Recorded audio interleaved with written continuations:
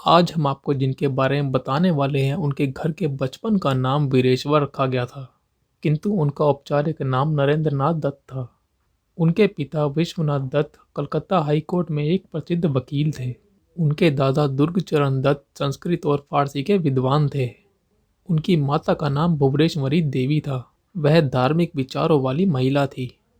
उनका अधिकांश समय भगवान की पूजा अर्चना में व्यतीत होता था। हम बात कर रहे हैं स्वामी विवेकानंद की। स्वामी विवेकानंद का जन्म 12 जनवरी सन 1863 को कलकत्ता के कुलीन कायस्थ परिवार में हुआ था। वहीं अपनी मां की छत्र छाया का स्वामी विवेकानंद पर इतना गहरा प्रभाव पड़ा, वे घर में ही ध्यान में लीन हो जाया करते थे। इसके साथ ही उन्होंने अपनी मां से भी शिक्षा प्राप्त की थी। स्वामी विवेकानंद पर अपने माता पिता के गुणों का गहरा प्रभाव पड़ा और उन्हें अपने जीवन में अपने घर से ही आगे बढ़ने की प्रेरणा मिली। स्वामी विवेकानंद के माता पिता और अच्छे संस्कारों और अच्छी परवरिश के कारण स्वामी जी के जीवन को एक अच्छा आकार और एक उच्च कोटि सोच मिली। बचपन से ही नरेंद्र बहुत तेज बुद्धि के थे और साथ ही बहुत नटखट भी थे। अपने साथी बच्चों के साथ वे खूब शरारत करते थे। जब नरेंद्र 8 वर्ष के थे तो उनके माता पिता ने उनका दाखिला ईश्वर चंद विद्यासागर के मेट्रोपॉलिटन इंस्टीट्यूट में करा दिया।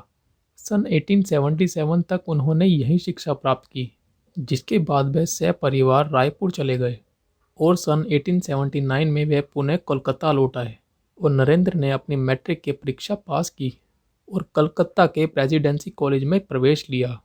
प्रेसिडेंसी कॉलेज में प्रवेश परीक्षा में फर्स्ट डिवीजन आने वाले वह एकमात्र छात्र रहे। एक साल बाद उन्होंने कलकत्ता के स्कॉटिश चर्च कॉलेज में दाखिला लिया और फिलोसफी पढ़ना आरंभ किया। यहाँ उन्होंने पश्चिमी तर्क, पश्चिमी फिलोसफी और यूरोपीय देशों के इतिहास के बारे में ज्ञानार्जन किया। उनकी सामाजिक विज्ञान, कला, विज्ञान, धर्म, इतिहास आदि विषयों के साथ साथ धार्मिक ग्रंथों जैसे रामायण, भगवद गीता, वेद, उपनिषद इनमें भी काफ़ी रुचि रही। इसके अलावा उन्होंने शास्त्रीय संगीत में भी शिक्षा ग्रहण की थी। William Hastie Christian college Calcutta के प्रिंसिपल ने स्वामी की तारीफ में बोलते हुए कहा, मैंने अपने जीवन में कई बुद्धिमान बच्चे देखे हैं, पर नरेंद्र बुद्धिमान और तेज होने के साथ साथ बहुत सहनशील, समझदार, सच्चा और दयालु इंसान भी है। नरेंद्र की आश्चर्यजनक याददाश्त के कारण उन्हें कुछ लोग श्रुतिधरा भी कहते थे। नरेंद्र पढ़ाई में तो अव्वल रहते ही थे, इसके अलावा वे शारीरिक व्यायाम, खेलों में भी हिस्सा लेते थे। स्वामी विवेकानंद जी ने यूरोपीय इतिहास का अध्ययन जनरल एम्बेसी इंस्टीट्यूट में किया था। स्वामी विवेकानंद को बंगाली भाषा की भी अच्छी समझ थी। उन्होंने स्पेंसर की किताब एजुकेशन का बंगाली में अनुवाद किया। वे हर्बर्ट स्पेंसर की किताब से काफ़ी प्रभावित थे। जब वे पश्चिमी दर्शन शास्त्रियों का अभ्यास कर रहे थे, तब उन्होंने संस्कृत ग्रंथों और बंगाली साहित्यों को भी पढ़ा। अपने विद्यार्थी जीवन में वे जॉन स्टुअर्ट, हर्बर्ट स्पेंसर और ह्यूम के विचारों से काफ़ी प्रभावित थे। उन्होंने इनके विचारों का गहनता से अध्ययन किया और अपने विचारों से लोगों में नई सोच का प्रवाह किया। इसी दौरान स्वामी विवेकानंद जी का झुकाव ब्रह्म समाज के प्रति हुआ। ब्रह्म समाज से जुड़ने के बाद नरेंद्र को ब्रह्म समाज के प्रमुख देवेंद्रनाथ टैगोर से मिलने का मौका मिला और अपनी आदत के अनुसार उन्होंने पूछा, क्या उन्होंने ईश्वर को देखा है? तब देवेंद्रनाथ जी ने उनके प्रश्न का उत्तर देने की बजाय उनसे कहा, बेटे तुम्हारी नज़र एक योगी की है। और इसके बाद भी उनकी ईश्वर की खोज जारी रही। अपने अध्ययन के दौरान 1881 में वे दक्षिणेश्वर के रामकृष्ण परमहंस से मिले। श्री रामकृष्ण परमहंस मां काली के मंदिर में पुजारी हुआ करते थे।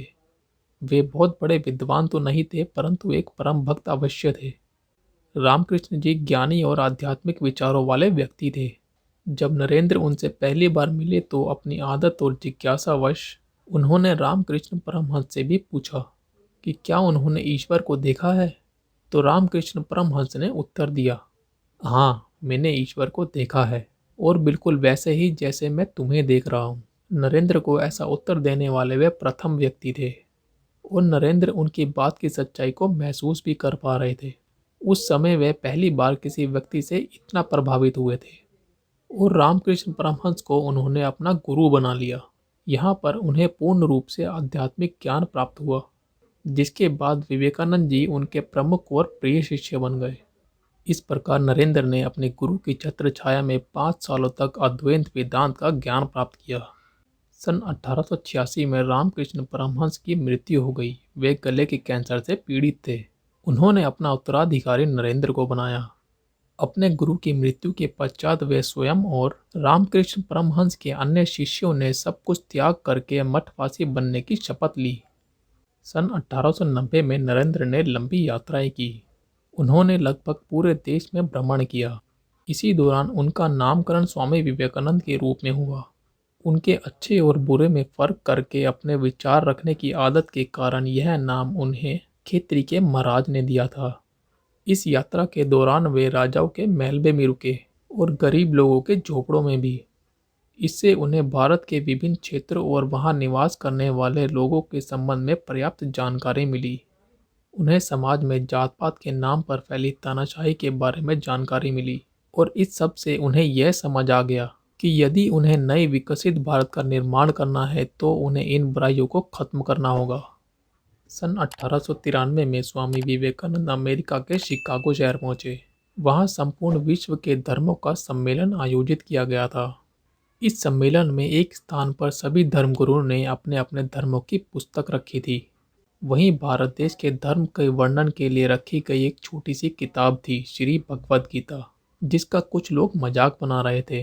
परंतु जैसे ही स्वामी विवेकानंद की बारी आई और उन्होंने अपना भाषण देने की शुरुआत की, वैसे ही सारा हॉल तालियों की आवाज़ से गूंज उठा, क्योंकि स्वामी विवेकानंद के द्वारा अपने भाषण की शुरुआत में कहे गए शब्द थे, sisters and brothers of America. और इसके बाद उनके द्वारा दिया गया भाषण लोगों ने बड़े ध्यानपूर्वक सुना, जो विश्व प्रसिद्ध था। वहाँ के हर अखबार में स्वामी जी छा गए। स्वामी विवेकानंद जी को वहाँ की प्रेस वालों ने साइक्लोनिक मॉन्क फ्रॉम इंडिया का नाम दिया था। उन्होंने ऐसी ही कई जगहों, घरों, कॉलेजों में अपने व्याख्यान दिए और उनके भाषण के विषय होते थे भारतीयता, सामंजस्य और बुद्धिज्म। स्वामी विवेकानंद जी ने लगभग 2 साल पूर्व और मध्य यूनाइटेड स्टेट में लेक्चर देने में बिताए, जिसमें मुख्य रूप से शिकागो, न्यूयॉर्क, डेट्रॉइट और बोस्टन शामिल थे।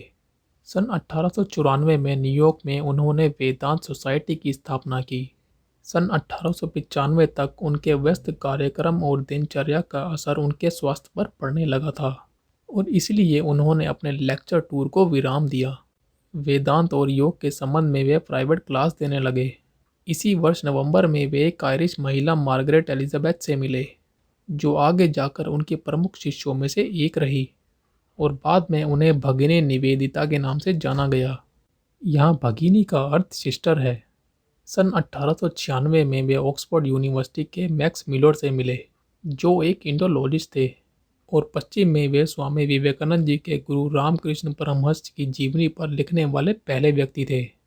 उनके ज्ञान को देखते हुए उन्हें हार्वर्ड यूनिवर्सिटी और कोलंबिया यूनिवर्सिटी के एकेडमिक पद का प्रस्ताव दिया गया, परंतु अपने मठवासी जीवन के बंधनों के कारण स्वामी जी ने यह प्रस्ताव ठुकरा दिया। पश्चिमी देशों की 4 साल लंबी भ्रमण यात्रा के बाद सन 1857 में स्वामी विवेकानंद भारत लौट आए। इसके बाद वे भारतवर्ष की पैदल यात्रा पर निकल पड़े। अपनी भारत यात्रा के दौरान अयोध्या, वाराणसी, आगरा, वृंदावन, अलवर समेत कई जगहों पर पहुंचे और भारत में कई धार्मिक ज्ञान के प्रचार प्रसार हेतु कई संस्थाओं की स्थापना की, जिसका उद्देश्य भारत में सनातन धर्म के ज्ञान प्रसार, लोगों में सामंजस्य स्थापित करना व गरीबों की सेवा करना था। मई 1897 को स्वामी विवेकानंद कोलकाता वापस लौट आए और उन्होंने रामकृष्ण मिशन की स्थापना की, जिसका उद्देश्य नए भारत के निर्माण के लिए अस्पताल, स्कूल, कॉलेज और साफ सफाई के क्षेत्र में कदम बढ़ाना था। साहित्य, दर्शन और इतिहास के विद्वान स्वामी विवेकानंद ने अपनी प्रतिभा का सबको कायल कर दिया था और अब वे नौजवानों के आदर्श बन गए थे। 1898 में स्वामी विवेकानंद ने बेलूर मठ की स्थापना की, जिसने भारतीय जीवन दर्शन को नया आयाम प्रदान किया। इसके अलावा भी स्वामी विवेकानंद जी ने 2 अन्य मठों की स्थापना की, जिसमें से एक अद्वैत आश्रम है जो हिमालय के अल्मोड़ा के पास मायावती में स्थित है, दूसरा मद्रास में स्थित है। इसके साथ ही 2 जर्नल्स की भी शुरुआत की, अंग्रेजी में प्रबुद्ध भारत और बंगाली में उद्बोधन। जब स्वामी विवेकानंद जी ने शिकागो में प्रथम विजिट यात्रा की, उस दौरान उन्होंने जमशेद टाटा को रिसर्च एंड एजुकेशनल इंस्टीट्यूट खोलने के लिए प्रेरित किया। इसकी स्थापना के बाद जमशेद टाटा ने उन्हें इस संस्थान के प्रमुख पद को ग्रहण करने का प्रस्ताव दिया, परंतु उन दोनों के बीच आध्यात्मिक विचार ना मिलने के कारण स्वामी विवेकानंद जी ने इस प्रस्ताव को अस्वीकार कर दिया। स्वामी विवेकानंद जी ने अपनी मृत्यु को लेकर पहले ही भविष्यवाणी की थी कि उनका जीवन काल सिर्फ 40 साल है, और भविष्यवाणी के अनुसार उनकी मृत्यु 4 जुलाई 1902 39 साल की आयु में हो गई। जुलाई 4 सन 1902 अपनी मृत्यु के दिन में प्रातः जल्दी उठ गए थे।